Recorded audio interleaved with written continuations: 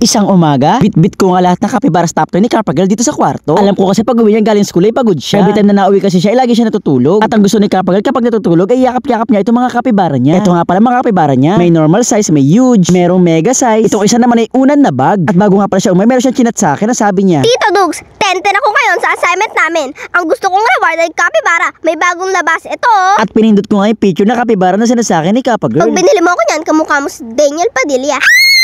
Dahil mabait naman akong tito at honor naman si Kappa Girl at perfect naman siya sa assignment niya, kaya binilhan ko siya nitong bagong capybara. Kaya naman mga kadugot, tara unboxing na natin.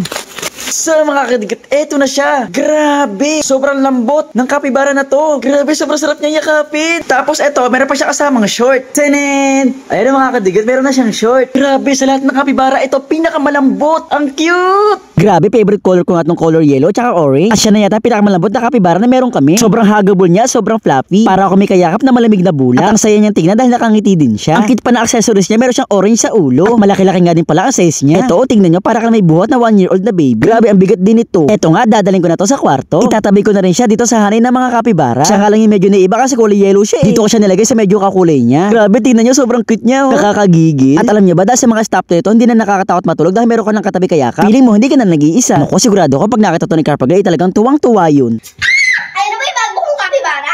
Oo, Kappa Girl, ito na yun. Okay, Tito Dugs, kukunin ko na to. Pupasa sa school. Papakita ko sa mga classmate ko. Bye! Okay, Kappa Girl, ingat. Isang umaga, habang nagmamap o nagpupunas ako ng sahig, ay bigla akong kinulbit ni Mama at tinuro yung kisame. Dapat daw pati kisame ay pinupunasan ko. Nakita ko nga na sobrang dumi rin ng kisame ko. Akala ko noon na alikabok lang siya pero hindi. Mga dumi talaga siya na kailangan punasan. Ay, hindi siya basta-basta matatanggal. Dapat pati kisame, minamak mo. Paano ko lilinisin niya? Wala namang pang kisame. Meron ito. Ito yung map, panlinis ng kisame. Dahil mabait akong anak at priglihin naman niya ako kay Daniel Padilla. Kaya ito, bumili ako ng map na gusto niya. Kaya naman mga kadugot, tara, unboxing na natin.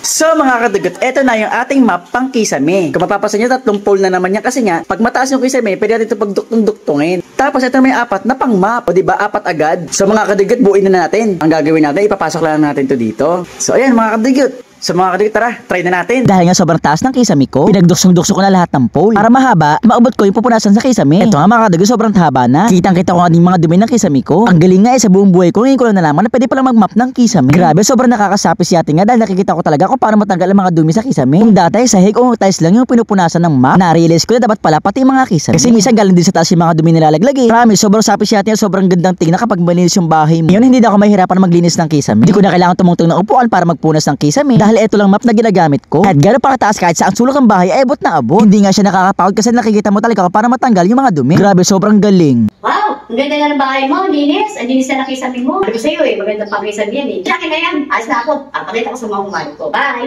Okay, Mama Dogs, ingat.